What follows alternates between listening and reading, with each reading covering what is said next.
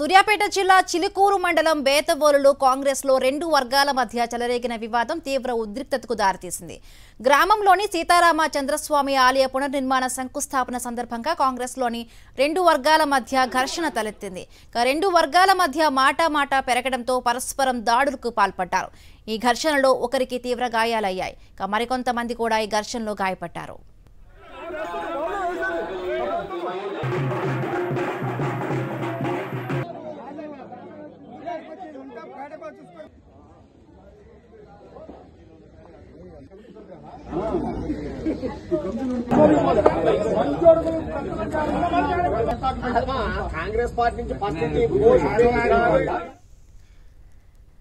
సూర్యాపేటలో చిలుకూరు మండలం బేతవోలులో కాంగ్రెస్ లో రెండు వర్గాల మధ్య ఘర్షణ నెలకొంది. ఘర్షణకు సంబంధించి మరిన్ని పూర్తి అప్డేట్స్ మా కరెస్పాండెంట్ అశోక్ అందిస్తారు.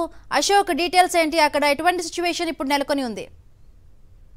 సూర్యాపేట జిల్లా కోదాడ నియోజకవర్గ పరిధిలో ఉన్నటువంటి బేతవోలులో చిలుకూరు మండలం పరిధిలోకి వస్తుంది బేతవోలు.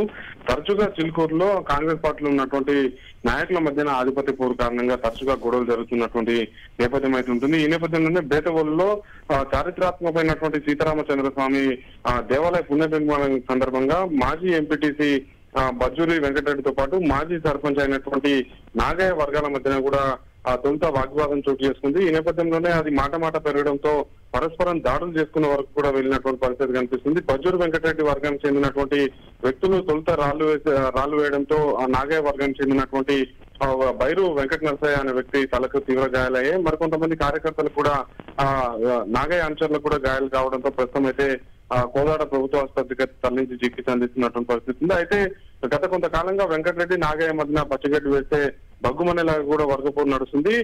వీరిద్దరు కూడా బీఆర్ఎస్ పార్టీ నుంచి కాంగ్రెస్ పార్టీలోకి వచ్చినటువంటి నేపథ్యంలోనే కొద్ది రోజుల్లో స్థానిక సంస్థల ఎన్నికలు జరుగుతున్నటువంటి నేపథ్యంలోనే మరొకసారి ఎంపీటీసీ సర్పంచ్ గా పోటీ చేయాలని కలలు కంటున్నటువంటి ఇద్దరు నేతలు తమ ఆధిపత్యాన్ని నిరూపించుకోవడంలో భాగంగా ఈ రోజు సీతారామచంద్రస్వామి దేవాలయానికి సంబంధించి పునర్నిర్మాణ కార్యక్రమాన్ని వేదికగా చేసుకొని ఒక్కసారిగా అంటే అక్కడ చెప్తున్నటువంటి స్థానికులు చెప్తున్నటువంటి మాటల ప్రకారం అయితే ముందస్తుగా వీళ్ళు పథకం ప్రకారమే దాడులు చేస్తున్నారని చెప్పేసి కూడా చెప్తున్నారు. అయితే మరొకసారి గొడవలు జరగకుండా ఉండేందుకైతే పోలీసులు అయితే కట్టుదిట్టమైనటువంటి ఏర్పాటు చేశారు. బేతవోలులో పోలీస్ పికెటింగ్ కూడా ఏర్పాటు చేసి అయితే పరిస్థితిని అయితే సమీక్షిస్తున్నారు. బిందు అంటే అశోక్, ఇప్పుడు ఈ జరిగిన ఈ దాడికి ఆధిపత్య పోరుకు సంబంధించి ఇప్పుడు కాంగ్రెస్ అధిష్టానానికి విషయం తెలిసిందా? ఏమంటున్నారు?